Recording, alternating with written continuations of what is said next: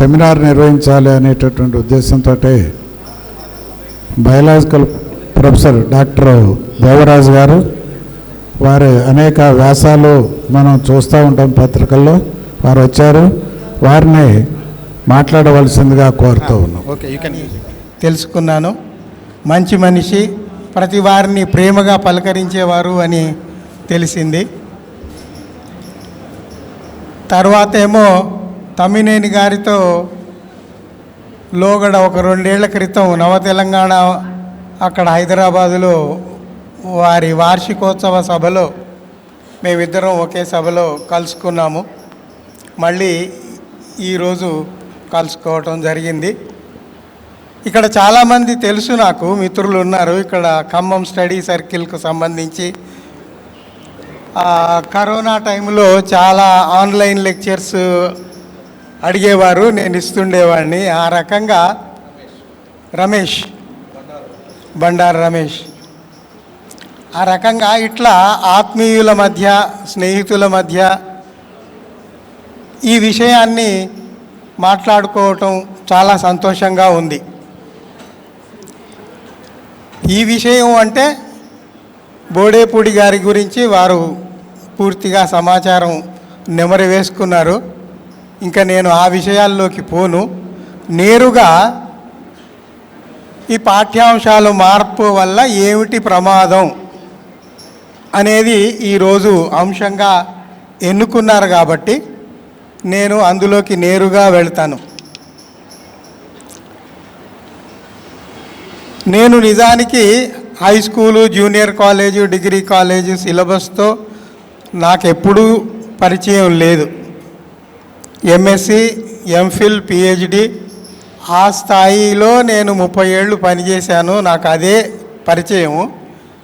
కానీ కరోనాకు ముందు నుండి ఈ కేంద్ర ప్రభుత్వం వచ్చిన తర్వాత ఒక్కొక్కటిగా బాంబులు పేల్చినట్టుగా అహేతుకమైన అంశాలని సిలబస్లలో చేరుస్తున్నారు అన్నది తెలిసి బాధతో నేను కూడా అసలు ఏం మారుస్తున్నారు, ఏం చేస్తున్నారు అని కొంచెం లోతుల్లోకి వెళ్ళి తెలుసుకుంటే ఒళ్ళు గగురు పొడిచే అంశాలు ఉన్నాయి. 1800కు పైగా అంశాలని మార్చారు. హేతువాదంగా ఉన్న అంశాలని మార్చి అహేతుకమైన అంశాలన్నిటినీ జొప్పించారు. ఇప్పుడు మీరు ఎవరైనా అడగవచ్చు, ఏంటయ్యా ఆయన సిలబస్లు మార్చుకుంటారు, మీకేమిటి అభ్యంతరం? ఎన్సీఆర్టీ వాళ్ళ చేతిలో ఉంది, సిబిఎస్ఈ వాళ్ళ చేతిలో ఉంది, వాళ్ళు మార్చుకుంటారు, మీకేమిటి అభ్యంతరం? తప్పకుండా అభ్యంతరం ఉంటుంది. ఎందుకు ఉంటుంది అంటే ప్రశ్నను తొక్కేస్తున్న పని ఎవడు ఎప్పుడు ఎక్కడ చేసినా మా అభ్యంతరం ఉంటుంది. అహేతుకమైన అంశాలన్నింటినీ చొప్పించి మేము హేతుబద్ధంగా ఈ మార్పులు చేశాము అని సిగ్గు లేకుండా ప్రకటించుకోవటం వల్ల మనకు అభ్యంతరం ఉంటుంది. దయచేసి ఈ పాఠ్యాంశాలు ఏమేం మార్చారు, ఇప్పుడు 1800 పై చిలుకు అని చెప్పాను, మీరు భయపడబోకండి. అన్ని అంశాలు ఇప్పుడే నేను మీకు చెప్తానని అనుకోవటం లేదు, సమయం చాలదు. కానీ ముఖ్యమైన అంశాలు, వాటి సారాంశం క్లుప్తంగా మీ ముందు పెట్టడానికి ప్రయత్నిస్తాను.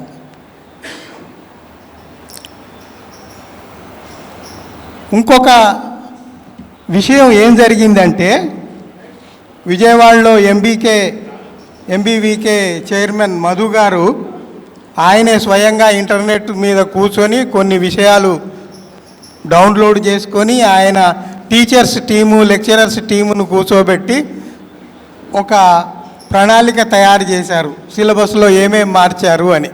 అవన్నీ నాకు ఇస్తే నేను ఒక ఆర్టికల్ రాసి పంపాను, అది ప్రజాశక్తిలో వచ్చింది. ఇంకా దాని సిరీస్ కంటిన్యూయేషన్ వస్తాయి కూడా. అయితే ఇప్పుడు వాళ్ళు మార్చిన అంశాల గురించి టూకీగా చెప్పుకుంటూ పోతాను. ఎన్ఈపి అంటే నేషనల్ ఎడ్యుకేషనల్ పాలసీ. ఇది ఇప్పుడు ఈ 11 ఏళ్లలోగా వీళ్ళు వచ్చాక పెట్టిందేం కాదు, అది ఎప్పటి నుంచో ఉంది. అయితే వీళ్ళు వచ్చాక దాని రూపురేఖలు మార్చారు 2020లో. మొన్న 2020లో దాని రూపురేఖలు మార్చి, నేను ఇందాక చెప్పినట్టు అసంబద్ధమైన అబద్ధాలతో కూడిన అవాస్తవమైన అంశాలన్నిటినీ జొప్పించి, పైగా ఇవన్నీ హేతుబద్ధమైన అంశాలు అని వాళ్ళే ప్రకటించుకున్నారు. మీరెవరండి చెప్పడానికి? అక్కడ సైంటిస్టులు ఉన్నారు, చరిత్రకారులు ఉన్నారు, ఆంథ్రపాలజిస్టులు ఉన్నారు, ఆ విషయాలలో నిష్ణాతులైన వాళ్ళు ఉన్నారు. వాళ్ళు చెప్పాలి కానీ చదువు రాకుండా అక్రమ మార్గాల్లో అక్కడ అధికారంలో కూర్చున్నంత మాత్రాన మీకు మాట్లాడే అర్హత లేదంటే లేదు. చదువు గురించి ఎవరు మాట్లాడాలి? చదువుకున్నవాడే మాట్లాడాలి. చదువు రాని వాడు మాట్లాడితే మీరు ఒప్పుకుంటారా? ఎట్లా ఒప్పుకుంటారు? వాడికి ఆలే రావు, 10th ఫెయిలు. ఒకానొక కరణ్ థాపర్ ఇంటర్వ్యూలో సీఎం, గుజరాత్ సీఎంగా ఉన్నప్పుడు ఆయనే చెప్పుకున్నాడు, నువ్వు ఎంతవరకు చదువుకున్నావు అంటే హై స్కూల్ తాకా అని చెప్పుకున్నాడు. నేను విన్నాను. మరి ఎంఏ డిగ్రీ ఎట్లా వచ్చింది? ఎవడికి తెలియదు. ఒక హాస్య రచయిత ఏమన్నాడంటే, మీరు సముద్ర గర్భంలోకి పోయి ఎప్పుడు ఎవరు పట్టుకోలేని మంచి ముత్యాలని తీసుకొని రావచ్చు, కానీ ఒక ఆయన డిగ్రీ మాత్రం మీరు జన్మలో తీసుకురాలేరంటే తీసుకురాలేరు. అది నాకు నచ్చింది. అసలు ఆయన చెప్పిన పద్ధతే బాగుంది.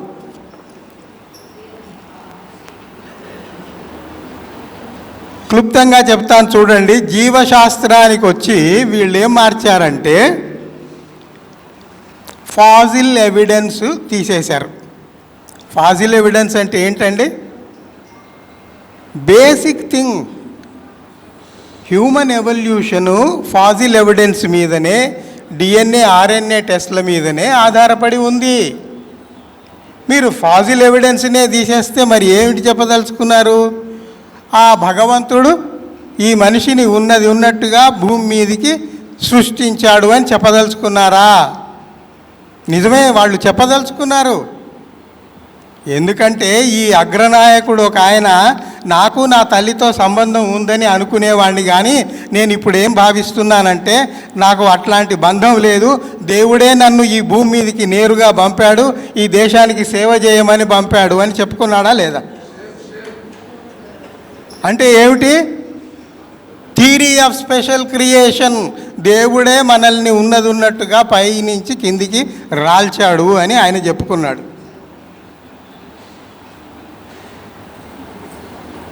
తన తల్లితో నాకు బయాలజికల్ రిలేషన్ లేదు అని చెప్పుకున్నవాడు అసలు మనిషి అవుతాడా? దయచేసి మీరు ఆలోచించండి. మీరు ఏమన్నా కావచ్చండి, ప్రెసిడెంట్ ఆఫ్ అమెరికా కావచ్చు, ప్రైమ్ మినిస్టర్ ఆఫ్ ఇండియా కావచ్చు, president of some other country కావచ్చు, ఏదన్నా కావచ్చు. First of all you become a human being. మనిషివిగా నువ్వు మనిషివి అయితే కదా ఆ తర్వాత నువ్వు రాజకీయ నాయకుడివా, తత్వవేత్తవా, వైజ్ఞానికుడివా, స్పోర్ట్స్మెన్వా, తెలివి గలవాడివా, తెలివి లేనివాడివా, అవన్నీ తర్వాత. ముందు నువ్వు మనిషే కానప్పుడు ఇంకా ఇవన్నీ మాట్లాడుకోవటం ఎందుకు? తల్లితో నాకు సంబంధం లేదన్న వాడికి అసలు ఏమైనా అర్హత ఉంటుందా? సరే, ఆ విషయాలు పక్కన పెడదాము. పెట్టి నేను ఎందుకు ఇక్కడ వచ్చానంటే ఫాజిల్ ఎవిడెన్స్. ఇప్పుడు ఒక భాష నేర్చుకోవాలంటే ఆ ఇలు నేర్చుకోవాలి. తెలుగులో, కన్నడంలో అయినా కానీ, హిందీలో అయినా కానీ, భారతీయ భాషల్లో. ఇంగ్లీష్లో అయితే ఏబిసిడి నేర్చుకోవాలి. నేను ఏబిసిడీలు నేర్చుకోను, ఆ ఈలు నేర్చుకోను, నేరుగా నేను నా ఇష్టం వచ్చింది మాట్లాడతాను అంటే ఎట్లా కుదురుతుంది? ఇది ఎందుకు చెప్తున్నానంటే హ్యూమన్ ఎవల్యూషన్ అట్లాంటిది. హ్యూమన్ ఎవల్యూషన్ అర్థం కావాలంటే ఈ ఫాజిల్ ఎవిడెన్స్ అనేది తప్పనిసరి. హ్యూమన్ ఎవల్యూషన్లో ఏం చెప్పారంటే natural selection, struggle for existence, ఇవన్నీ ఉన్నాయి. దాని సిద్ధాంతం ప్రకారం ఏమిటి అంటే ఈ ప్రకృతి అదే ఎన్నుకుంటుంది ఏ జీవి ఇక్కడ జీవించాలి, ఏది నశించిపోవాలి అనేది ద నేచర్ విల్ డిసైడ్. అందుకే చూడండి, మనకు శతాబ్దాలుగా ఈ evolution, animal evolution, plant evolution జరుగుతున్న ఈ క్రమంలో మనకు లక్షల లక్షల జాతులు పుట్టాయి, పెరిగాయి, జీవించాయి, అంతరించిపోయాయి. ఇది కామన్ ఫినామినా మనం చూస్తున్నాం. మనతో పాటు మనము హోమోసేపియన్. ఇప్పుడు ప్రపంచంలో ఎవ్వడు ఎక్కడ ఏ దేశంలో ఉన్నా వాడు హోమోసేపియన్. హోమో అనేది మనిషి జాతికి చెందిన జీనస్, సేపియన్ అనేది స్పీసీస్. ఇప్పుడు ఉన్నది అదొక్కటే. వాడు ఏ దేశంలో ఉన్నా ఈజ్ హోమోసేపియన్. వాడు ఒక్కడే పుట్టాడా? లేదు. 1.9 మిలియన్ ఇయర్స్ నుంచి ఒక 12 రకాల హోమో స్పీసీస్ జీవించాయి, పెరిగాయి. కొంతకాలం అటు రాక్షస బల్లులతో పాటు ఏనుగులు, మన పులులు, సింహాలతో పాటు క్రూర మృగాలతో పాటు పోట్లాడుకుంటూ ఆహారం సంపాదించుకుంటూ బతికాయి. ఇంకొక దశలో ఏమైందంటే ఈ 12 మానవ జాతులు వాటిలో అవే పోట్లాడుకున్నాయి కూడా. ఎందుకు? ఆహారం కోసం. Struggle for existence. అది అప్పుడేమో నేరుగా అడవులలో కనబడేది. ఇప్పుడు ఈ మాడిఫైడ్ మోడర్న్ సొసైటీలో కూడా ఉంది. ఇక్కడ ఉద్యోగం దొరకకపోతే వాడు ఏం చేస్తున్నాడు?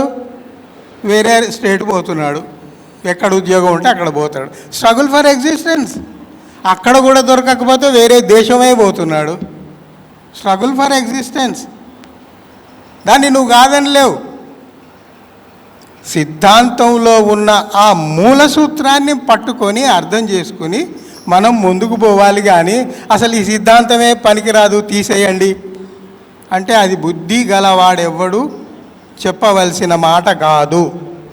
ఇప్పుడు కాదు, 10 ఏళ్ల క్రితమే ఒక బీజేపీ నేత పార్లమెంటులో ఓ మాట చెప్పాడండి. నేను విన్నాను లైవ్లో వస్తున్నప్పుడు.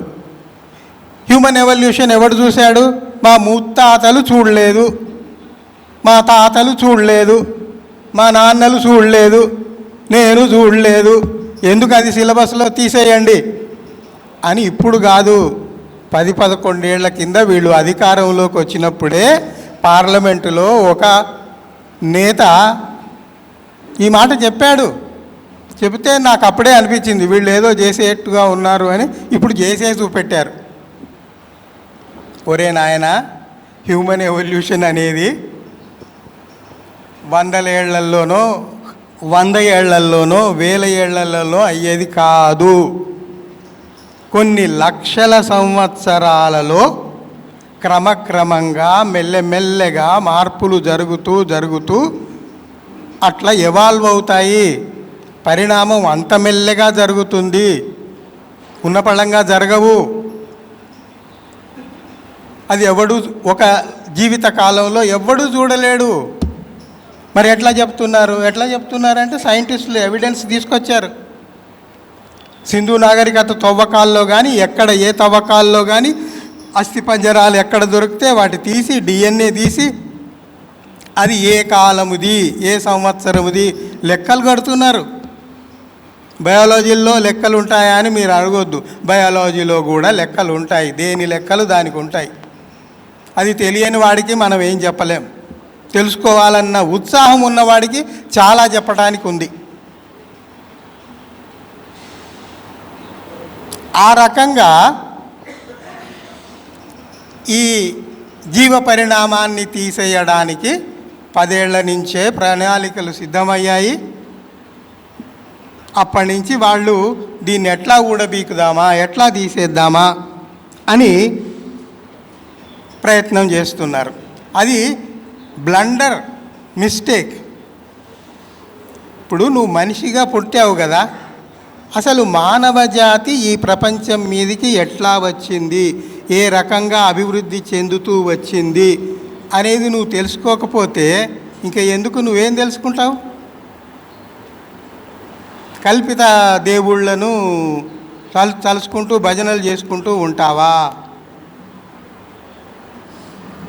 ఈ ప్రభుత్వం వారిది ఈ రోజుది కాదండి, 70 ఏళ్ళుగా వాళ్ళు తపన పడుతూనే ఉన్నారు. సరస్వతి విద్యామందిర్లు పెట్టారు, శిశు మందిర్లు పెట్టారు, ఆ గ్రౌండ్లలో డ్రిల్స్ చేయించారు, కాకి నెక్కర్లు అవి వేసి చేయగా 70 ఏళ్లకు ఇప్పుడు అధికారంలోకి రాగలిగారు. అయితే వాళ్ళు అంతకాలం చేస్తున్నప్పుడు మిగతా పార్టీలు వీడేం చేస్తాడులే అని కొంచెం అలసత్వం ప్రకటించినందువల్ల వాడు నెత్తి మీద ఎక్కి కూర్చొని ఇప్పుడు తాండవం చేస్తున్నాడు. వాడిని అక్కడ ఎక్కడ దెబ్బ కొట్టాలో కొడితే ఇంతవరకు వచ్చేది కాదు. సరే, అది జీవశాస్త్రానికి సంబంధించింది చెప్పాను. ఇంకా ఫిజిక్స్, కెమిస్ట్రీలలో కూడా చాలా ముఖ్యమైన అంశాలు. అసలు మనం ఇదంతా జరుగుతుంది శక్తి కదా, నీటి వనరులు కదా. నీటి వనరుల గురించి పాఠం తీసేస్తారు, శక్తి, ఎనర్జీ ఎట్లా ప్రొడ్యూస్ అవుతుంది అనేది పాఠం తీసేస్తారు. ఇంకా మరి మీరేం చెప్తారు అంటే ఆ పైనుంచి వచ్చే ఆ దైవశక్తి గురించే చెప్తారన్నమాట. ఈ శక్తులు మీకు పనికి రావట్లేదు.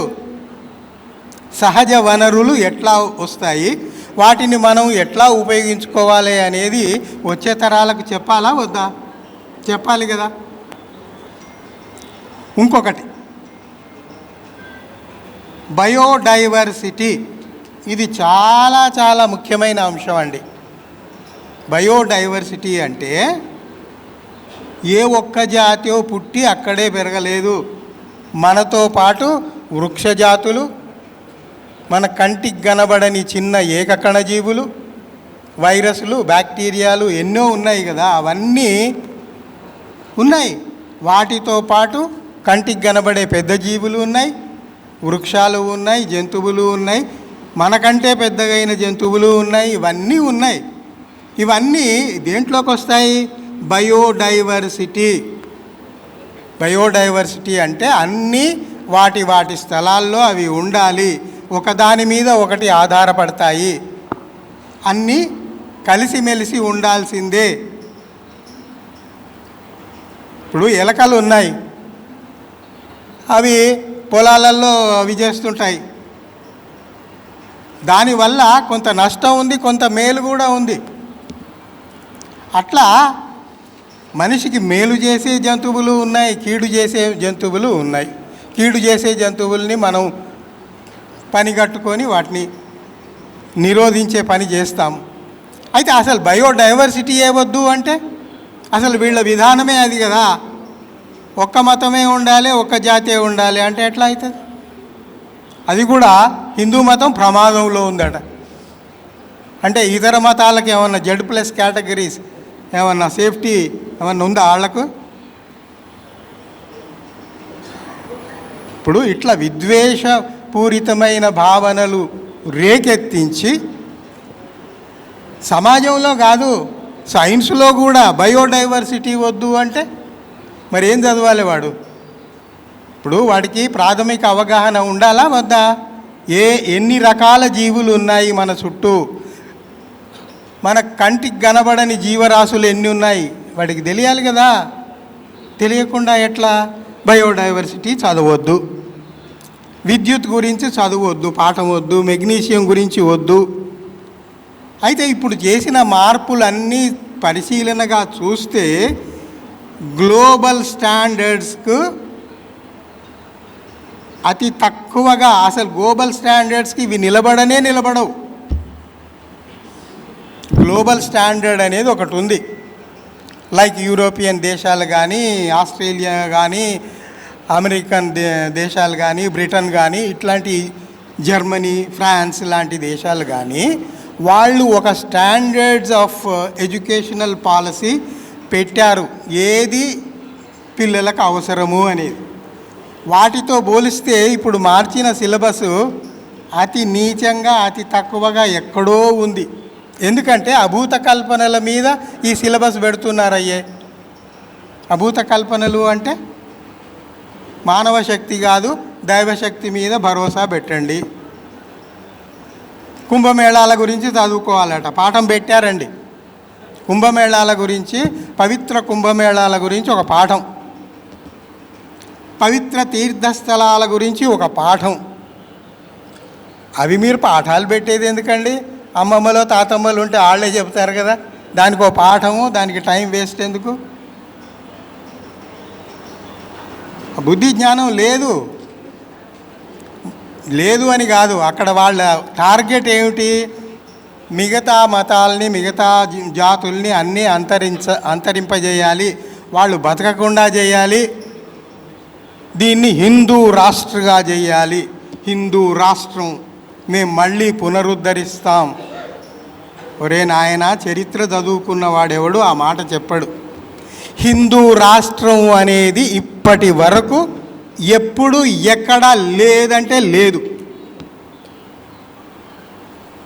అశోకుడు ఉన్నప్పుడు ఇది బౌద్ధ దేశం, హిందూ రాష్ట్రం కాదు.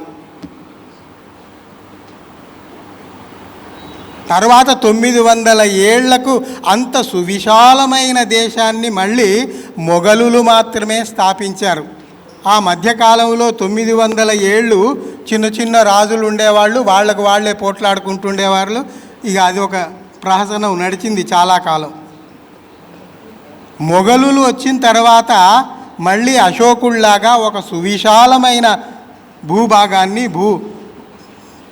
భారత ఖండాన్ని వాళ్ళు ఏర్పాటు చేయగలిగారు. దాన్ని వాళ్ళు హిందుస్థాన్ అన్నారు కానీ హిందూ రాష్ట్రం అనల. ఆ హిందూ అనే పదమే మతానికి సంబంధించింది కాదు కాదు కాదు.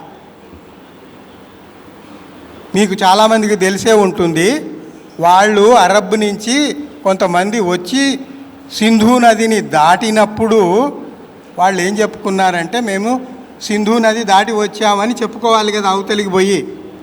ఆ సింధు అనేది వాళ్ళకు పలకదు, వాళ్ళ భాషలో లేదు. సా బదులు వాళ్ళు హా పలుకుతారు. అందువల్ల సింధు అనే బదులు హిందూ నది అని అన్నారు వాళ్ళు. హిందూ అనేది ఒక జియోగ్రాఫికల్ ఏరియాకు సంబంధించింది మాత్రమే. అది ఒక జాతికి, ఒక మతానికి సంబంధించింది కాదంటే కాదు. దాన్ని వీళ్ళు ఓన్ చేసుకొని ఇది హిందూ మతం, ఇది హిందూ రాష్ట్రం చేస్తామని పిచ్చి మాటలు మాట్లాడుతున్నారు. కొన్ని భాషల్లో కొన్ని పదాలు పలకవు, అది మీకు కూడా తెలుసు. ఇప్పుడు బెంగాలీలు ఉన్నారనుకోండి, వాళ్ళు వా పలకలేరు. నేను అక్కడ ఉన్నన్ని రోజులు, కలకట్టాలో ఉన్నన్ని రోజులు దేబ్రాజ్ సార్ అనే దేవరాజు అనేది వాళ్ళు పలకలేరు, పలుకుతారు. ఇక వాళ్ళకి రాదు అని మనం ఒప్పేసుకొని తిరుగుతూ ఉండాలి. అట్లా కొన్ని భాషల్లో కొన్ని సౌలభ్యాలు ఉంటాయి, కొన్ని వాళ్ళకు నోరు తిరగదు, అలవాటు ఉండదు. అట్లా ఆ పారసీ అక్కడి నుంచి అరబీ నుంచి వచ్చిన వాళ్లకు సా బలకక హా బలికి హిందూ అన్నందువల్ల హిందూ నది దాటి వచ్చాము అని చెప్పి, ఈ హిందూ నది అవతలు ఉన్నోళ్ళంతా వీళ్ళు హిందువులు అని వాళ్ళు అన్నందువల్ల సింధువులు అనలేక హిందువులు అన్నారు. అన్నందువల్ల ఇంత ప్రమాదం వచ్చింది. ఎందుకంటే వాళ్ళు వక్రీకరించి చెప్పటంలో నిష్ణాతులు కదా. అక్కడ ఇంత ఉంటుంది, దానికి చిలువలు పలువలుగా చేసి వాళ్ళ ఇష్టం వచ్చినట్టు కథనాలు అల్లుకొని చెబుతూ ఉంటారు. అందువల్ల మనలాంటి వాళ్ళం ఏం చేయాలంటే, ఈ సభలో లెక్చరర్లు ఉన్నారు, టీచర్లు ఉన్నారు, రిటైర్డ్ టీచర్లు ఉన్నారు, వామపక్షవాదులు ఉన్నారు, మహిళలు ఉన్నారు, దానికి సంబంధించిన ఆర్గనైజేషన్కి సంబంధించిన వాళ్ళు ఉన్నారు. కాబట్టి నేను చెప్పేది ఏమిటంటే, you go after the truth. మీరు నిజాలని వెంబడించండి. ఎంఎన్ రాయ్ చెప్పుకున్నాడు, నేను నిజాల వెంటబడ్డాను, నేనిక వదలను, ఆ నిజాలను బయటికి తీసే పనిలోనే ఉంటాను. ఆ విషయం నాకు నచ్చింది. నేను కూడా దాన్ని పట్టుకున్నా. నేను కూడా అంతే, నిజాలను బయట పెడదాం. ఎవడు నమ్మితే వాడు నమ్మని, నమ్మకపోతే వాడి విజ్ఞతకే వదిలేద్దామని వదిలేస్తున్నా. నిజాలు చెప్పటం మాత్రం చెప్పక తప్పదు, కరాఖండిగా చెబుతూనే ఉండాలి. అట్లా ఇంకా వీళ్ళు ఏం చేశారు సిలబస్లలో, ఢిల్లీ సుల్తాన్ అలావుద్దీన్ ఖిల్జీ లాంటి వాళ్ళంతా పరిపాలించారు. ఆ ఎరా మొత్తం తీసేశారు చరిత్రలో నుంచి. ఆ తర్వాత మొఘలులు వచ్చారు, ఆ మొఘలుల చరిత్ర అంతా తీసేశారు. ఎందుకు? వీళ్ళకు ముస్లింలు అంటే నచ్చదు. వీళ్ళ కుట్ర ఏమిటంటే, మొఘలు ముస్లిం కాబట్టి ఆ ముస్లింలను మీరు ద్వేషించాలి అని చెప్తే అంతవరకు పోని, అది కాదు, అది చూపెట్టి ఇప్పుడు సమాజంలో ఉన్న ముస్లింలందరినీ మీరు ద్వేషించండి. అక్కడ మొఘలుల గురించి కాదు వాళ్ళ ఉద్దేశము, ఇప్పుడు సమాజంలో ఉన్న ముస్లింలను మీరు ద్వేషించండి అని చెప్పటం అన్నమాట. అట్లా ఎట్లా అవుతుందండి? ఇంగిత జ్ఞానం ఉన్నవాడెవ్వడు మొఘలులను ద్వేషించలేడు. ఎందుకు? ఎందుకంటే బ్రిటిష్ వాళ్ళు వచ్చి ఇక్కడ కొంత దోపిడీ చేసి, ఇక్కడ బానిసలుగా భారతీయుల్ని బానిసలు చేసి కొంత అరాచకాలు సృష్టించారు నిజమే, కానీ వాళ్ళు చేసిన మంచి పనులు కూడా మనం మర్చిపోకూడదు. కొన్ని శతాబ్దాలుగా ఉన్న సతీ సహగమనం లాంటి దాన్ని వాళ్ళు రద్దు చేశారా లేదా? కొన్ని లక్షల మంది మహిళలు ఆ భర్త చితుల మీద పడి చచ్చిపోయారా లేదా? మరి అంత అన్యాయాలు జరుగుతుంటే ఎదిరించేవాడు ఒక్కడు లేడే. రాజా రామ్మోహన్ రాయ్ లాంటి వాళ్ళు కొందరు పనిగట్టుకొని ఆ బ్రిటిష్ గవర్నర్ల దగ్గర తిరిగి ఆ చట్టం తెప్పిస్తే కదా అది అమల్లోకి వచ్చింది. అట్లా ఎవరిని దుర్మార్గుడిగా మీరు లేబుల్ చేయలేరు. కొన్ని చెడ్డ పనులు ఉంటే ఉండొచ్చు, కానీ వాడి మంచి పనులు కూడా మనం స్వీకరించాలి కదా. సరే, బ్రిటిష్ది పక్కన పెట్టండి. మొఘలులు దేశద్రోహులు ఎట్లయ్యారు? వాళ్ళు చెప్తారు సిలబస్ మార్చినప్పుడు, మొఘలులట దేశద్రోహులు, దోపిడీదారులు, తండ్రులను చంపి రాజ్యానికి వచ్చారు. మరి హిందూ రాజులు కూడా వచ్చారు కదా, తండ్రులను అన్నదమ్ముల్ని చంపి రాజ్యాధికారం కోసము వచ్చిన వాళ్ళు హిందూ రాజుల్లో కూడా ఉన్నారు. మీరు చరిత్రలో అశోక ద గ్రేట్, తర్వాత అశోక ద గ్రేట్ అయ్యాడు. మొట్టమొదలు ఆయన చండాశోకుడు, విపరీతమైన కోపం, ఆయన అనుకున్నది కాకపోతే అందరినీ చంపేయటం. ఆ కళింగ యుద్ధం పోతే లక్షల మంది చచ్చారు. ఆ రక్తపాతం చూసి ఆయనలో కొంచెం జాలి దయా కలిగి బౌద్ధిజం వైపు తర్వాత కాలంలో వచ్చాడు. సరే, బౌద్ధాన్ని ప్రపంచవ్యాప్తంగా తీసుకుపోయాడు. ఇక అదంతా మళ్ళీ వేరే విషయం, మీకు తెలిసిందే. నేను చెప్పేది ఏమిటంటే, మరి ఈయన హిందూ రాజే కదా, అశోకుడే కాదు. ఇంకొక ఎగ్జాంపుల్ చెప్తా మీకు. సముద్రగుప్తుడు అని మీరు విన్నారు కదా చరిత్రలో, గుప్తా కాలంలో. సముద్రగుప్తుడు ఏం చేశాడు? తండ్రిని చంపి రాజ్యానికి వచ్చాడు. వీడిని చంపి వీని కొడుకు వచ్చాడు. తర్వాత వాళ్ళకి ఏం పేరు పడ్డదంటే పితృనాశక్ వంశ్, తండ్రిని నాశనం చేసే వంశం వీరిది అని ప్రసిద్ధికి ఎక్కారు.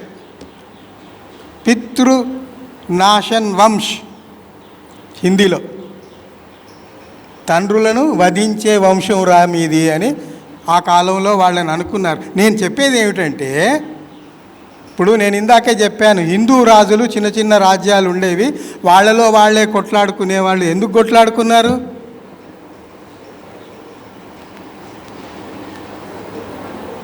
ఏ యుద్ధము కూడా ధర్మస్థాపన కోసం జరగలేదు. ఏన్షియంట్ ఏజ్ నుంచి ఇప్పుడు మోడర్న్ ఏజ్, ఈవెన్ టుడే వాడు భగవద్గీతలో ఒకటి రాసుకున్నాడంటే ధర్మ సంస్థాపనార్థాయ సంభవామి యుగే యుగే. ఏ ధర్మం స్థాపించావు నాయన నువ్వు? యుద్ధంతో ధర్మాన్ని న్యాయాన్ని రక్షించిన వాడు ఒక్కడంటే ఒక్కడు లేడు. యుద్ధాలు ఎందుకు జరిగాయి మరి? వాడి రాజ్యకాంక్ష వల్ల జరిగాయి, వాడి వ్యక్తిగత కోరికల వల్ల జరిగాయి, వాడికి దోపిడీ చేయాలని ఉంది కాబట్టి జరిగాయి. అసలు హిందూ రాజుల మీదనే దండెత్తి వాళ్ళ దేవాలయాలు కొల్లగొట్టి ఆ దేవాలయాల్లో ఉండే బంగారు ఇప్పట్లాగా బ్యాంకులు లేవు కదా. అప్పుడు విలువగల వస్తువులు దేవాలయాల్లో పెట్టుకునేవాళ్ళు. అందువల్ల దేవాలయాలు కొల్లగొడితే బంగారం వెండి ధనం దొరుకుతుందని అందరికీ తెలుసు. అందువల్ల హిందూ రాజులే వేరే హిందూ రాజుల్ని కొల్లగొట్టి ఆ ధనం కోసం సంపద కోసం యుద్ధాలు చేసుకున్నారు. ఏ న్యాయం స్థాపించడానికి ధర్మ సంస్థాపనార్థాయ కానే కాదు కాదు కాదు. మీరు చరిత్రలోకి నిశితంగా దృష్టి సారించి చూడండి. నేను చెప్పేది నిజమా అబద్ధమా తెలుసుకోండి.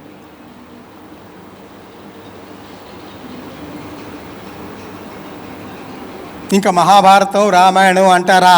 వాటికి సంబంధించిన పాఠాలు మన పిల్లలు చదవాలని సిలబస్లో పెట్టారండి. ఇది ఎంత ప్రమాదం అనేది మీరు దయచేసి ఆలోచించండి. రామాయణము భారతము కల్పిత కథలు. They are fiction. No Rama was born on this land. Shivaji పుట్టాడు, రాణా ప్రతాప్ పుట్టాడు, అక్బర్ ఏలాడు, అశోకుడు పరిపాలించాడు. ఇవి వీళ్ళు చారిత్రక పురుషులు. బుద్ధుడు చారిత్రక పురుషుడు, అవతార పురుషుడు కాదు. మహావీరుడు చారిత్రక పురుషుడు. మన వాళ్ళ గొప్ప తెలివితేటలు ఏమిటంటే పురాణ పురుషుల్ని తెచ్చి చారిత్రక పురుషులు అని ఇక్కడ పడేస్తారు. ఈ చారిత్రక పురుషుల్ని తీసుకుపోయి పురాణాలలో పడేస్తారు. ఎట్లా అంటే శివాజీ నిన్న మొన్నటి వాడు కదా, రీసెంట్ పాస్ట్. శివాజీ కట ఆ కాళికాదేవి వచ్చి ఖడ్గం అందించిందట. అదొక ఫోటో పెట్టి దానికి డప్పగొట్టి ప్రచారం. హిందూ ప్రచారకుడు శివాజీ ఆయనకు కాళికాదేవి ఖడ్గం ఇచ్చింది. ఎట్లా ఇస్తుందండి? కాళిక ఈజ్ ఫిక్షన్, ఒక కల్పిత పాత్ర. శివాజీ ఇక్కడ పుట్టి పెరిగి రాజ్యం చేసి కొట్లాడి ఇంకొక అబద్ధమైన వాదనను వీళ్ళు జనంలోకి తీసుకుపోతున్నారు. ఏమిటి అంటే శివాజీకి ఔరంగజేబుకు జరిగిన కొట్లాట మతపరమైన కొట్లాటలు కాదు. ఒక రాజుకు మరో రాజుకు సంబంధించి రాజ్యకాంక్షకు రాజ్య విస్తరణకు సంబంధించిన కొట్లాటలు యుద్ధాలు మాత్రమే. అందుకు మంచి ఉదాహరణ చెప్తాను. శివాజీ ఆస్థానంలో 40% ఉన్నత అధికారులు అందరూ ముస్లింలు. శివాజీ ఆస్థానంలో ఆ రోజు సైన్యాధికారులు మంత్రులలో ముఖ్యమైన వాళ్ళు అందరూ ముస్లింలు. అక్కడ ఔరంగజేబ్ ఆస్థానంలో అందరూ ఆ రాజస్థాన్కు సంబంధించిన రాజా జైసింగ్ లాంటి వాళ్ళందరూ అధికారులు. అక్కడ కింగ్ చక్రవర్తి ఏమో ముస్లిం అయినా కూడా పరిపాలనంతా చూసే వాళ్ళందరూ హిందువులు. ఇక్కడ శివాజీ హిందువు అయినా కూడా అధికార వర్గం అంతా ముస్లింలు. అక్కడ మతపరమైన కొట్లాటలు ఎక్కడున్నాయండి? వీళ్ళు కల్పించి మనల్ని ప్రేరేపించి అబద్ధపు కథలు ప్రచారం చేయటమా కాదా? దయచేసి ఆలోచించండి. మతపరమైన యుద్ధాలు కానే కావు. ఒక రాజుకు మరో రాజుకు మధ్య ఉండే విభేదాల వల్ల, లేదు ఒక రాజ్యంలో ఉన్న సంపద ఇంకో రాజు కొల్లగొట్టుకుందామన్న ఉద్దేశం వల్ల యుద్ధాలు జరిగాయి, కానీ అక్కడ మతం అనేది వాళ్ళ మధ్య లేనే లేదు. ఆ విషయం మనం జాగ్రత్తగా ఆలోచించుకోవాలి.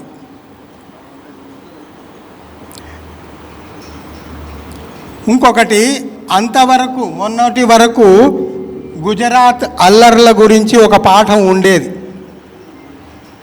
గుజరాత్ అల్లర్ల గురించి పాఠం ఉండేది. ఈవెన్ నక్సలైట్ మూమెంట్ గురించి కూడా పాఠం ఉండేది.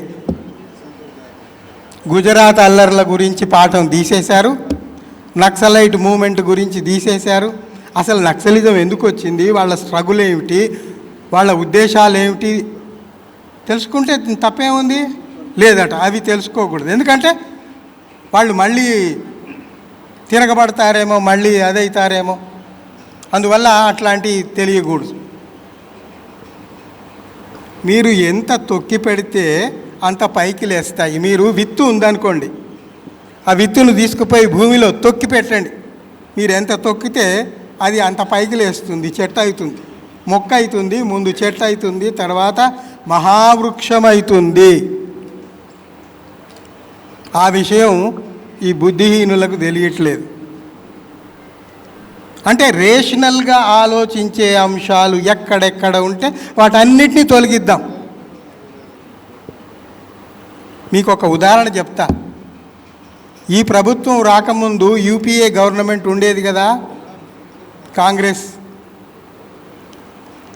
ఆ గవర్నమెంట్ ఉండగా పాఠాలల్లో ఎమర్జెన్సీని గురించిన పాఠం ఉండేది, వాళ్ళు తొలగించలేదు. ఎమర్జెన్సీ ఎందుకు పెట్టాల్సి వచ్చింది ఏమిటి, ఆ పాఠం ఉంది, వాళ్ళు ఉంచారు, దాన్ని తీసేయలేదు. మరి వీళ్ళకి ఎందుకు భయం? మీరు బహిరైతులుగా నిర్భయంగా మేము పాలిస్తున్నాం అంటే పెట్టండి. మరి మణిపూర్ మారణ హోమం అవన్నీ పెట్టండి. గుజరాత్ అల్లర్లు ఎంతమంది ముస్లింలను మీరు చంపారు అవన్నీ పెట్టండి. పెట్టగలరా? ధైర్యం ఉందా?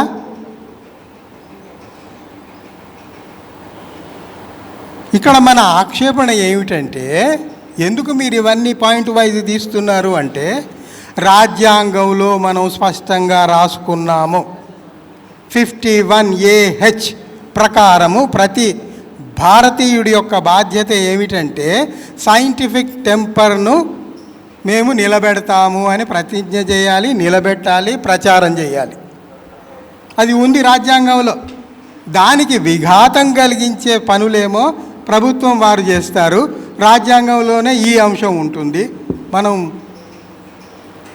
ఏం చేయాలి? సామాన్య పౌరులము, అధికారమేమో వాడి దగ్గర ఉంది, రాజ్యాంగంలోనే ఇట్లా ఉంది. మనం రాజ్యాంగబద్ధంగా మాట్లాడుతున్నాము, రాజ్యాంగబద్ధంగా మన కార్యాచరణ ఉంటుంది.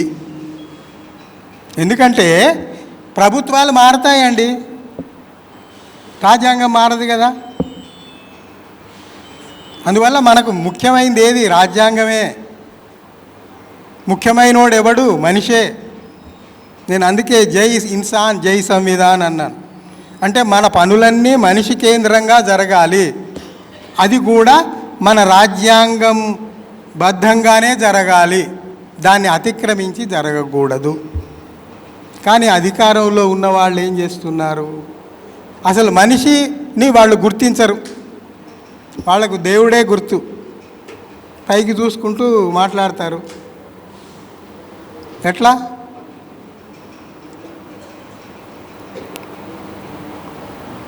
ఇంకొక ముఖ్యమైన విషయం, నాన్ అలైన్మెంట్ మూమెంట్. మీకు తెలుసు కదా, అలీన ఉద్యమం. అది ఉండొద్దట, అది పిల్లలకు తెలియొద్దట, అది తీసేశారు. లౌకికవాదాన్ని బలపరుస్తూ ఫైజ్ అహ్మద్ ఫైజ్ ఒక కవిత రాస్తే దాన్ని టెక్స్ట్ బుక్లో పెట్టుకున్నారు. ఇన్నేళ్లుగా అది ఉంది. ఇప్పుడు వచ్చి ఫైజ్ అహ్మద్ ఫైజ్ అది తీసేయండి, తీసేశారు. ఎందుకు? ఫైజ్ అహ్మద్ ఫైజ్ ముస్లిం కదా, ముస్లిం రాసింది మన టెక్స్ట్ బుక్లో ఉంటాయా? అరే, ఆయన భారతదేశం ఔన్నత్యం గురించి రాశాడు, ఇక్కడి లౌకికవాదం గురించి రాశాడు. ఇక్కడ ఉన్న సమానత్వం గురించి, భావ సారూప్యం గురించి, వీటన్నిటి గురించి రాశాడు. ఇప్పుడు మన రాజ్యాంగంలో కాదు, నాకు అశోకుడు చెక్కించిన 12వ శిలా శాసనం ఇన్స్క్రిప్షన్ దొరికింది. ఒక ఆయన పాలీ భాష చదివి ఇంగ్లీష్లో అనువదిస్తే నేను చదివి నేర్చుకున్నాను. అందులో అశోకుడు ఎప్పటివాడు? సాధారణ శకానికి పూర్వం ఉన్నవాడు.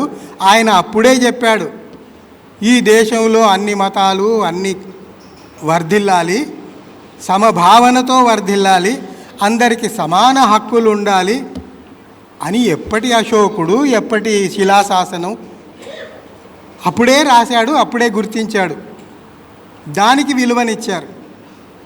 ఇన్నేళ్ల తరువాత, ఇంత వైజ్ఞానిక ప్రగతి జరిగిన తరువాత మనల్ని 3000 ఏళ్ల కింది నాటికి తీసుకుపోయే ప్రయత్నాలు చేస్తున్న ఈ ప్రభుత్వపు చర్యల్ని మనము ప్రశంసిద్దామా, నిరసిద్దామా? దయచేసి మీరు ఆలోచించండి. ఇది ఉంది, ఇది తీసేశారు, ఇది పెట్టారు అన్నీ మీకు కొన్ని సోదాహరణంగా కొన్ని చెప్పాను. ఇంకా ఏం పెట్టారు అంటే పవిత్ర భౌగోళిక శాస్త్రం అట. ఈ పవిత్ర భౌగోళిక శాస్త్రం ఏమిటి అని కొంచెం ఉత్సాహంతో, పవిత్ర అంటేనే నాకు కొంచెం చిరాకు. దేర్ ఇస్ నో పవిత్ర. క్లీన్లీనెస్ ఉంటుందండి, డర్టీ ఉంటుంది, శుభ్రం ఉంటుంది, అశుభ్రం ఉంటుంది. పవిత్రం ఏంటండి? What is that nonsense? అవన్నీ ఎట్లా వస్తాయి? దైవశక్తిని నమ్మిన వాడికి పవిత్రం, అపవిత్రం, వాడి మొహం అవన్నీ వస్తాయి. యు స్పీక్ అబౌట్ క్లీన్లీనెస్, అది మాట్లాడరు. అయితే ఈ పవిత్ర భౌగోళిక శాస్త్రము ఏమిటి వీడు చెప్పాడు అని లోపలికి పోయి చూస్తే ఏముంది అంటే, అందులో హిందూ పిలిగ్రిమేట్ కుంభమేళా గురించి పాఠం, హిందూ తీర్థయాత్రా స్థలాల గురించి పాఠం, హిందూ క్యాలెండర్ గురించి పాఠం, విక్రమ్ సంపత్ అని ఒకటి పెట్టారు. For your kind information, there is no Hindu calendar. మీరు, మనం అందరం వాడుతున్నది చైత్రం, వైశాఖం అని వాడేది హిందూ క్యాలెండర్ కానే కాదు. అది బౌద్ధ క్యాలెండర్. బౌద్ధంలో చైత్రం అని ఉంది, తెలుసు కదా మీకు. బౌద్ధ చైత్యాలు అని ఉంటాయి. దాన్ని తెచ్చి వాళ్ళు ఒక మాసంతో మొదలు పెట్టి వాళ్ళు క్యాలెండర్ రాసుకున్నారు. There is no Hindu calendar. అది ఒప్పుకోండి, మరి అది ఒప్పుకోరు. ఇది బౌద్ధ క్యాలెండర్ మేము తీసుకున్నాము అని ఒప్పుకోవచ్చు కదా. అబ్బే మళ్ళీ అక్కడ వెనక్కి పోతారు. ఇంకొక డర్టీయెస్ట్ థింగ్ ఏంటంటే వేద గణితము పాఠం పెట్టారండి. దేర్ ఈజ్ నో వేద గణిత.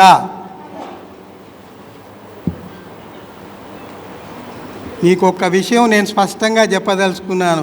వేదము అనేది బుద్ధుడు చెప్పిన వేదన నుండి వచ్చింది. వీళ్ళందరికంటే శంకరాచార్య, రామానుజాచార్య, మధ్వాచార్య వీళ్ళందరికంటే ముందు బుద్ధుడు. ఆయన ఏం చెప్పాడు?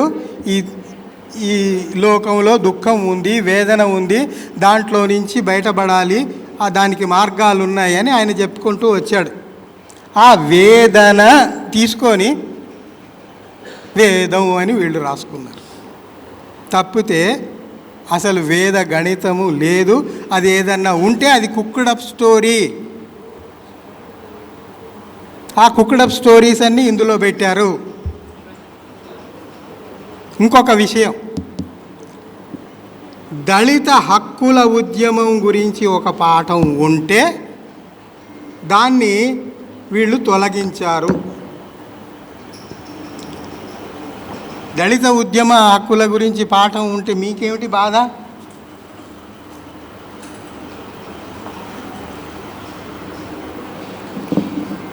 ఇప్పుడు మన కళ్ళ ముందే చూస్తున్నాం కదా, ఏపీలో మొన్ననే దళితుల్ని రోడ్డు మీద వేసి ఎట్లా కొట్టారు, ఏం జరుగుతున్నాయి, దళితుల్ని ముఖ్యంగా ఈ 11 ఏళ్లలో దేశంలో దళితుల మీద, మైనారిటీల మీద ఎట్లా దాడులు జరుగుతున్నాయి నేను ఇంకా మళ్ళీ చెప్పక్కర్లే, మీ అందరికీ తెలుసు, టీవీలలో చూస్తున్నారు, పేపర్లలో చదువుతున్నారు. ఈ దళిత ఉద్యమాల గురించి ఒక పాఠం ఉంటే మీకు నష్టం ఏమిటి? దాన్ని ఎందుకు కూడబీకారు?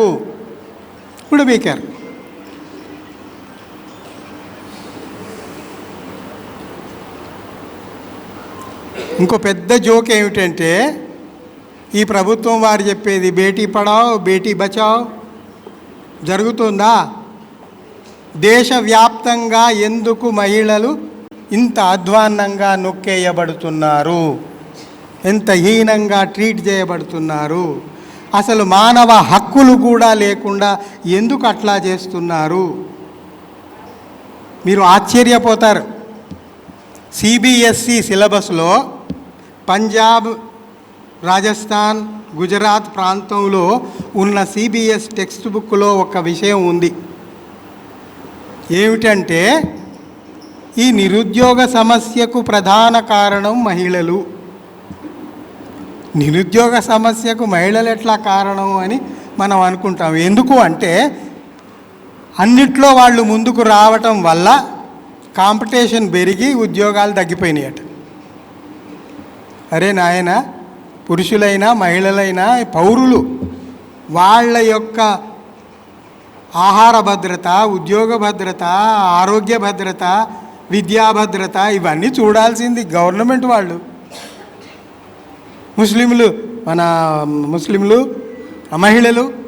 మహిళలు ముందుకు రావటం వల్ల ఉద్యోగ సమస్య, నిరుద్యోగ సమస్య వచ్చింది అని చెప్పటం ఏమైనా అర్థం ఉందా? వాళ్ళు రాకూడదా?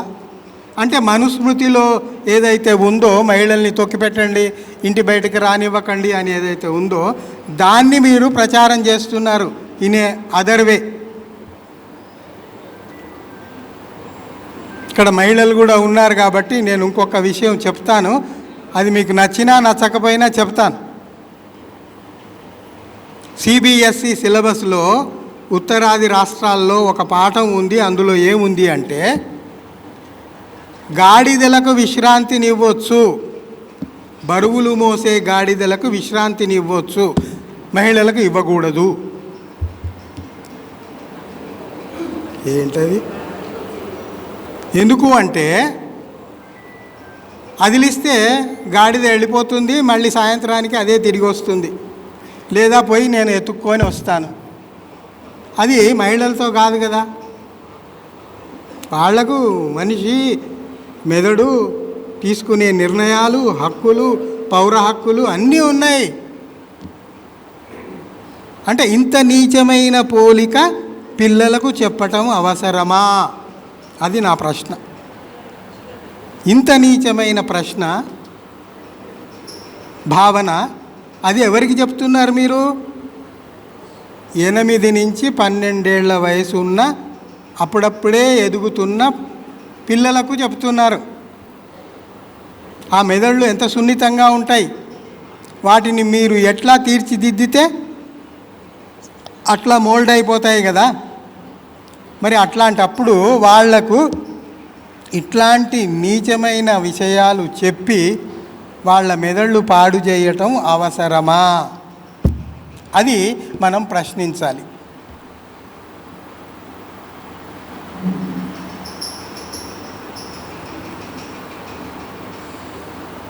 ఇంకొకటి, ఈ మధ్య జిఎస్టీ, డిజిటల్ ఇండియా ఇవన్నీ ప్రచారంలో ఉన్నాయి కదా, వాటి గురించి పాఠాలు చెప్తారట. వాళ్ళు చేస్తున్నవన్నీ చాలా మంచి పనులు చేస్తున్నామని చెప్పుకోవడానికి అవి పిల్లలకు పాఠాలు చెప్తారట. ఇంకొకటి, బిఏ చరిత్ర, బిఏ హిస్టరీలో ఏంటి, వేద సంప్రదాయాలను నొక్కి చెప్పే కల్పిత చరిత్ర మొత్తం అందులో పెట్టారు. వాస్తవ చరిత్రను తొలగిస్తూ ఈ కల్పిత కథలతో కూడిన చరిత్రను బిఏ హిస్టరీలో పెట్టారండి. ఇంకొక ప్రమాదకరమైన విషయం ఏమిటి అంటే మహాత్మా గాంధీని రిప్లేస్ చేసి వీర్ సావర్కర్ను తీసుకురావాలని వాళ్ళ తాపత్రయం. ఇప్పుడు గాడ్సే చంపాడు. నా పాయింట్ ఏమిటంటే గాంధీజీ ఆలోచనలతో మీకు భేదాభిప్రాయాలు ఉన్నాయి, మీరు అవి వ్యక్తపరచుకోండి, అంతవరకే. కానీ ఆయనను చంపే హక్కు మీకు ఎవడిచ్చాడు? You can express yourself. కానీ ఆయనను చంపేసి నోరు మూయించి చరిత్రను మా ఇష్టం ఉన్నట్టు రాస్తాము. వీర్ సావర్కర్ ఎవడు? బ్రిటిష్ అధికారుల కాళ్ళ మీద పడి వాళ్ళ బూట్లు నాకి క్షమాపణలు కోరి 10 సార్లు అయ్యా నేను ఈ ఉద్యమాలలో రాను, స్వాతంత్రోద్యమంలో పాల్గొనను, అంతేకాదు స్వాతంత్రోద్యమంలో పాల్గొనే ఈ భారతీయ యువతను వెనక్కి దిప్పుకోపోతాను అని రాసిచ్చిన వాడు వీర్ సావర్కర్. ఇంకొక విషయం మీరు అందరు గుర్తుపెట్టుకోవాలి, నేను కావాలనే చెప్తున్నాను, అతన్ని వీర్ అని అనకండి. వీర్ అనేది ఎవ్వడూ ఆయనకు బహూకరించలేదు. ఆయన పేరు ముందు జోడించుకొని ప్రచారం చేసుకున్నాడు. ఎందుకంటే ఇది వాళ్ళకు అలవాటు, ఆర్ఎస్ఎస్ బీజేపీ వాళ్లకు చాలా అలవాటు. విశ్వగురు అని ప్రచారం చేసుకుంటారు వాళ్ళకు వాళ్ళే. ఎవడు విశ్వగురు? ఎవడు నీకు బిరుదు ఇచ్చాడు? ఎవడని ఇచ్చాడా? ఎవడు ఇవ్వలే. ఒరే నాయన, విశ్వగురు నువ్వు ఇప్పుడు కాదు, సాధారణ శకం తొలి దశలోనే ఈ దేశంలో 12 బౌద్ధ విశ్వవిద్యాలయాలు ఉండేవి. నలంద, తక్షశిల, విక్రమశిల ఇట్లాంటివి 12 పైనే ఉన్నాయి. అవి ప్రపంచ పౌరులకు సైన్సు, గణితము, పుట్టి బౌద్ధమే ప్రచారం చేయలేదండి, మానవీయ విలువల్ని చెప్పాయి. తర్వాత వాటికి తోడుగా ఈ శాస్త్రాలన్నీ చెప్పాయి, గణితం, సైన్స్. ఇక్కడ నాకు సమయం లేదు కాబట్టి నేను ఆ విషయం లోతుల్లోకి పోవట్లేదు. ఆ రోజుల్లోనే ఇంత లోతుగా వైజ్ఞానిక అంశాల గురించి బోధన ఈ దేశంలో జరిగింది అంటే ఏమిటి? విశ్వగురు ఇప్పుడైందా? అప్పటికి బ్రిటన్లో కానీ అమెరికాలో కానీ విశ్వవిద్యాలయాలు లేవు,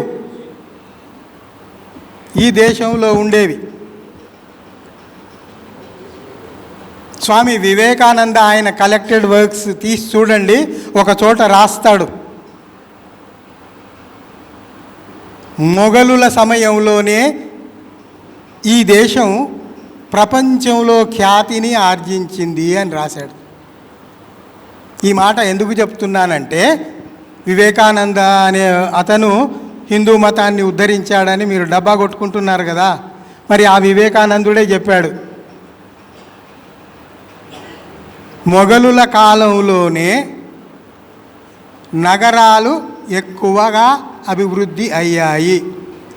మీరు ఆశ్చర్యపోతారు, మొఘలుల కాలంలో ఇండియాలో ఉన్న నగరాల సంఖ్యతో చూస్తే యూరోప్లో అన్ని నగరాలు లేవు.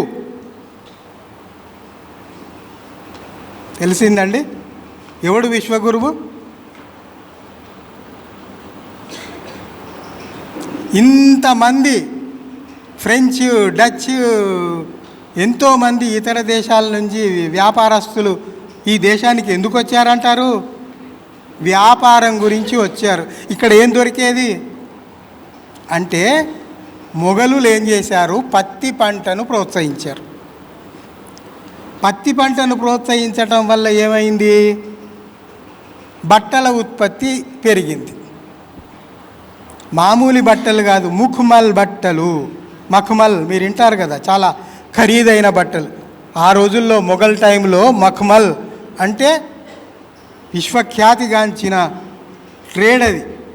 ఆ మఖ్మల్ కోసము ప్రపంచ దేశాల వాళ్ళందరూ ఓడల మీద పడి ఈ దేశానికి వచ్చేవాళ్ళు, ట్రేడ్ జరిగేది. అంటే ఏమిటి?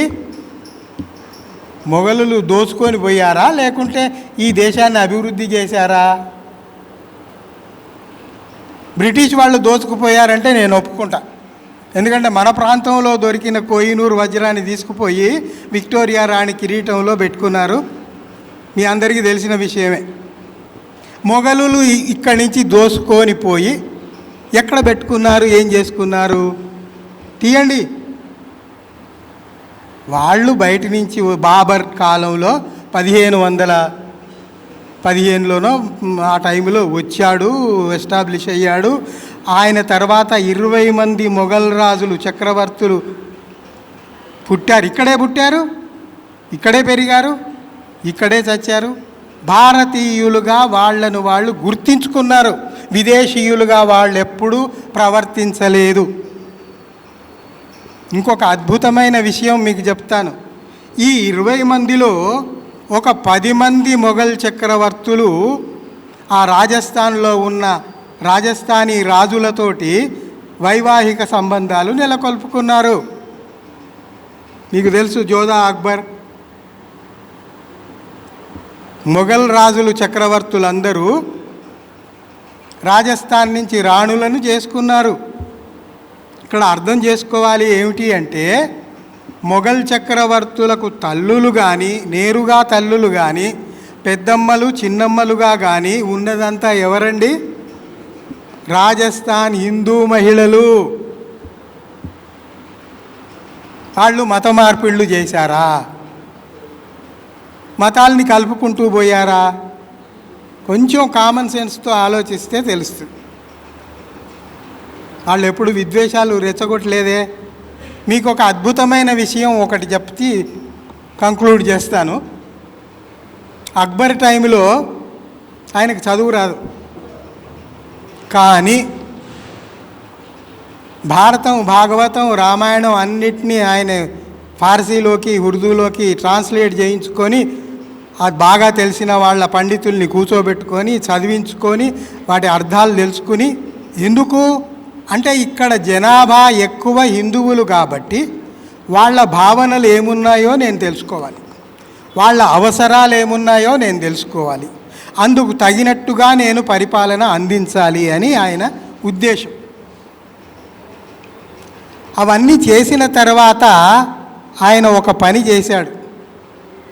ప్రపంచంలో ఎక్కడ ఎవరు చేయని ఒక పని అండి, ఏ చక్రవర్తి చేయలేదు.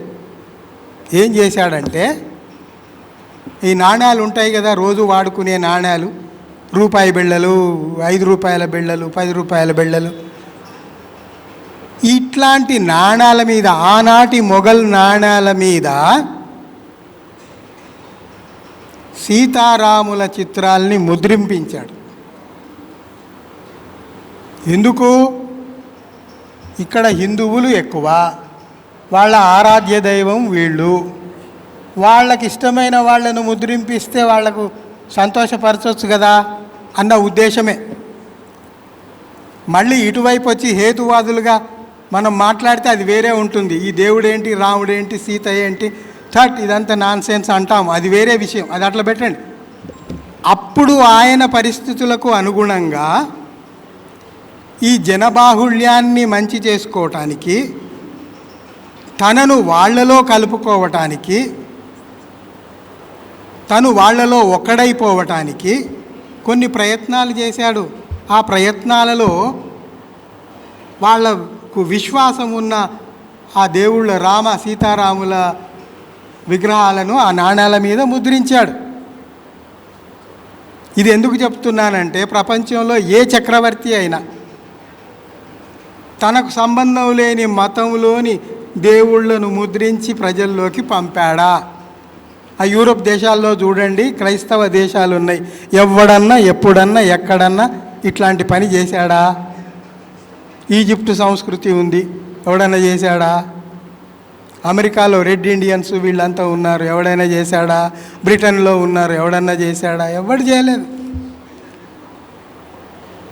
ఏం చేస్తారు?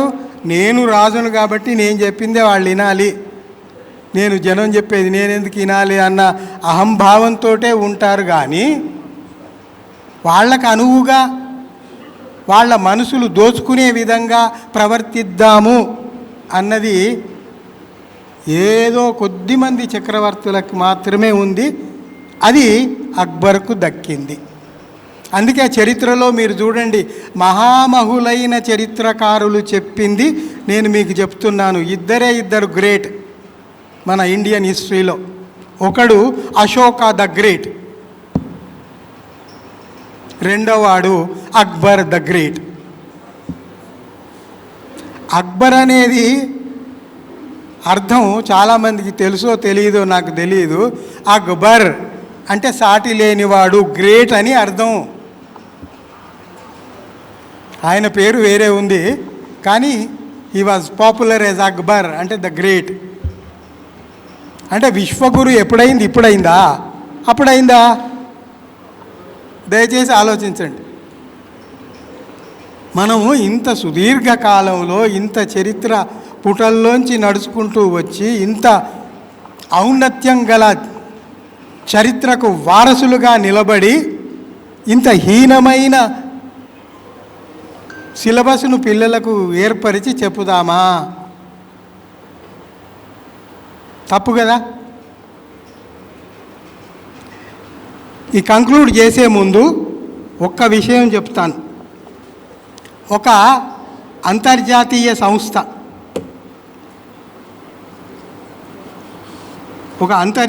సంస్థ, ఏంటంటే సైకలాజికల్ అసోసియేషన్.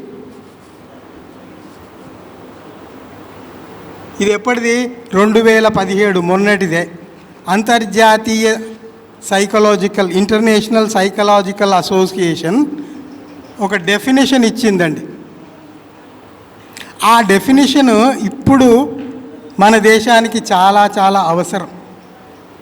అది ఎందుకో మీరు ఆలోచించండి. నేను చదివి వినిపిస్తాను. ఆ రిపోర్ట్లో ఏముంది అంటే, అది పెద్ద రిపోర్టు, నేను ఒక్క పేరా మాత్రమే తీసుకొని మీకు వినిపిస్తున్నా.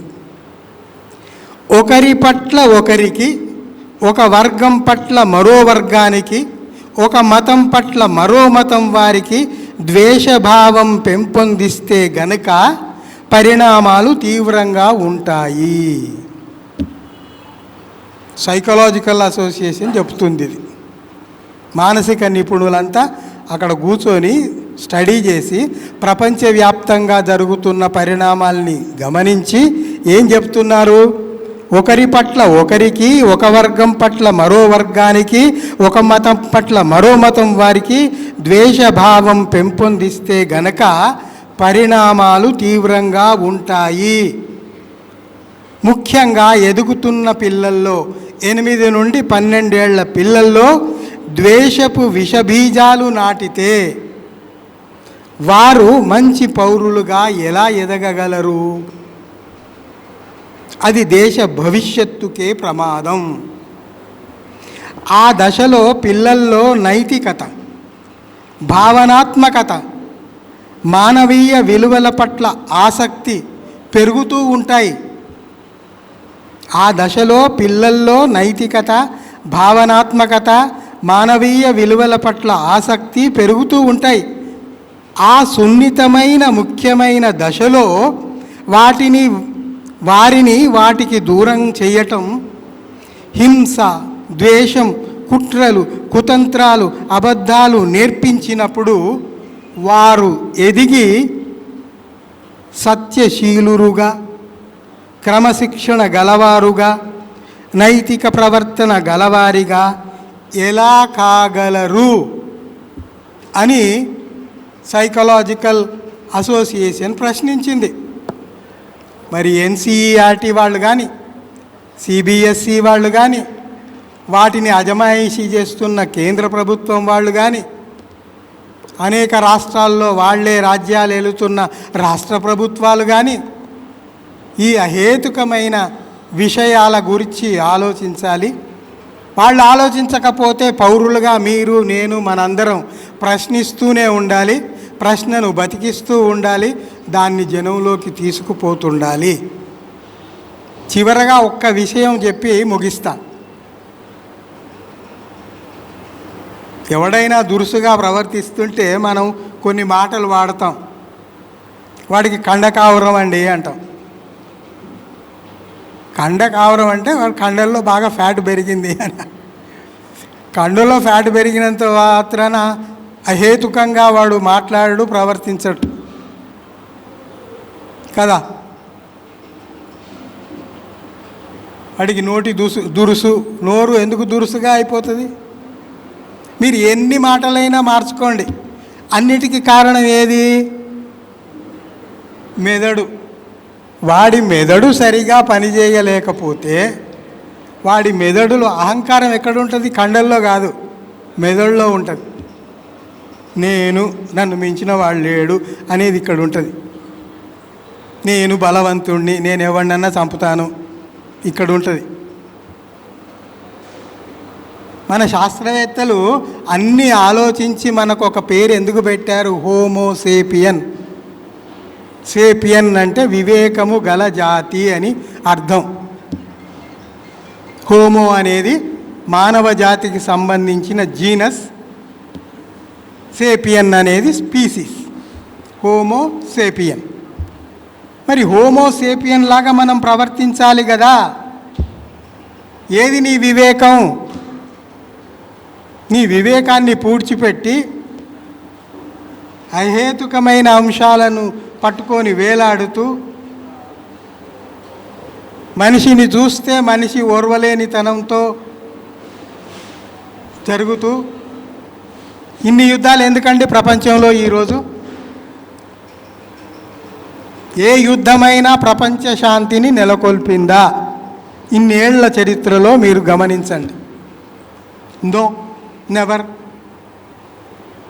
తాత్కాలిక ప్రయోజనాల కోసం తప్ప యుద్ధాలు ఎందుకు? ఇందాకే నేను చెప్పాను, ధర్మ సంస్థాపనార్థాయ.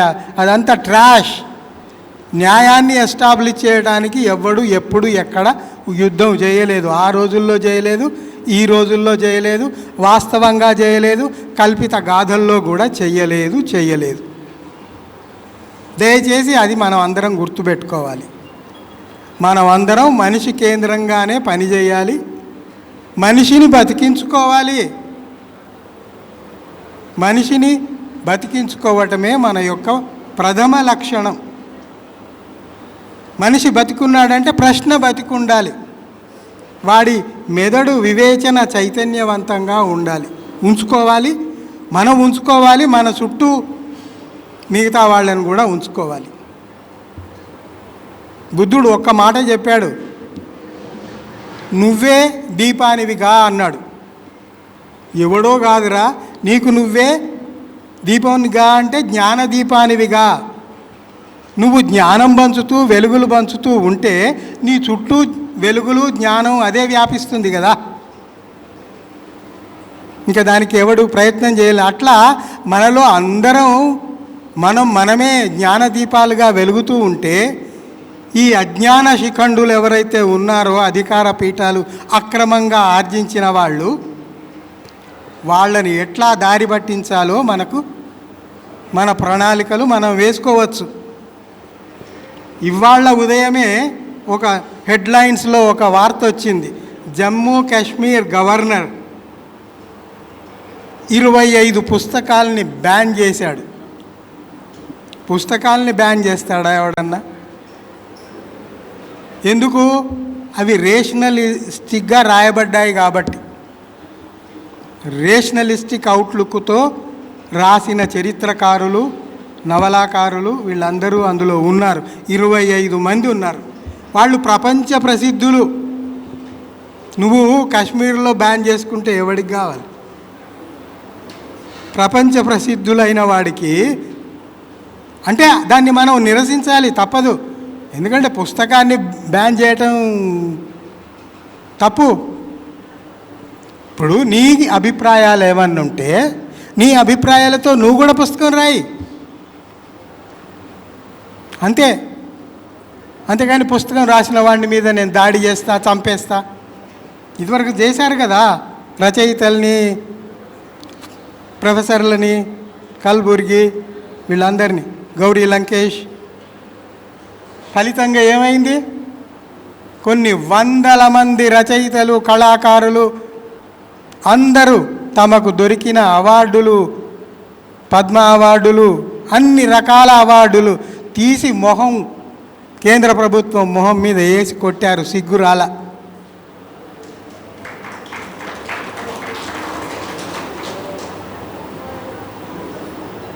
రెండేళ్ల పాటు రైతులు ఆ ఢిల్లీ బార్డర్లో పోరాటాలు చేశారు.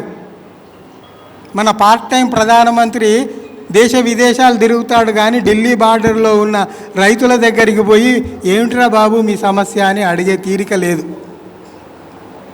ఈ రోజు వరకు మణిపూర్ బార్డర్ దొక్కే ధైర్యం లేదు. సో ఇట్లా చాలా విషయాలు ఉన్నాయి. ఇంకా నేను వాటి వివరాల్లోకి మీకు తెలిసినవే కాబట్టి నేను ఇక్కడ ముగిస్తాను. అయితే సిలబస్ మార్పు వల్ల వచ్చే తరాలు పాడవుతాయి. మీరు ఒక్క విషయం గమనించండి. సమకాలీన సమాజంలో